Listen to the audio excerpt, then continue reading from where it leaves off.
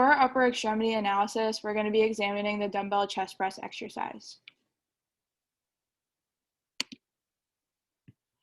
To start, we wanted to show a video, our demonstrational video that gives clear instructions on the proper form, starting position, and how to perform the exercise itself. Today we're going to be demonstrating the dumbbell chest press. So you're going to start off like this with 2 dumbbells, and you want to maintain 5 points of contact throughout the movement with your feet on the floor and your butt, shoulder blades, and head maintain contact with the bench throughout the movement.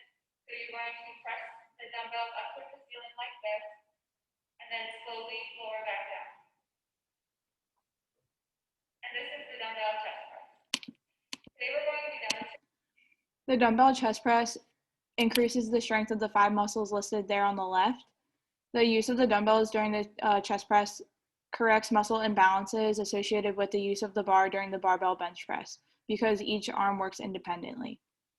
The use of the dumbbells also increases range of motion because there is no bar that's stopping the downward motion during the downward phase of the chest press. This in turn also engages more stabilizing muscles compared to the barbell bench press. The gross plane of motion during the chest press is the transverse plane, and as you can see in the right picture, the plane divides the body into superior and inferior halves. There are 2 phases of the dumbbell chest press, the downward phase and the upward phase. For both phases, the scapulothoracic and wrist joint are going to remain fixed. The scapulothoracic joint retracts in the frontal plane around the sagittal axis, and the wrist joint is going to remain extended in the sagittal plane around the frontal axis.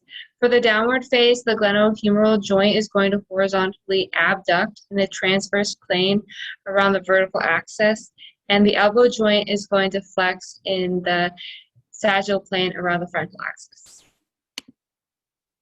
For the upward phase, the scapulothoracic and wrist joint are going to stay fixed, as stated before, and the glenohumeral joint is going to horizontally adduct in the transverse plane around the vertical axis. The elbow joint extends in the sagittal plane around the frontal axis.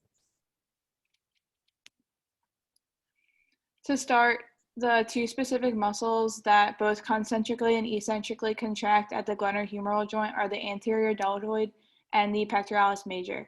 These muscles produce horizontal adduction during the upward phase and horizontal abduction during the downward phase. The next 4 muscles we're going to talk about all isometrically contract during both phases. The coracobrachialis and rotator cuff muscles act to stabilize, and they do this by holding the humeral head in place at the glenoid fossa. The serratus anterior works to ensure that the vertebral border of the scapula maintains contact with the rib cage throughout the motion, and this prevents medial scapular winging. The pectoralis minor ensures that the scapula stays depressed throughout the movement. This concludes our presentation, and these are our references cited.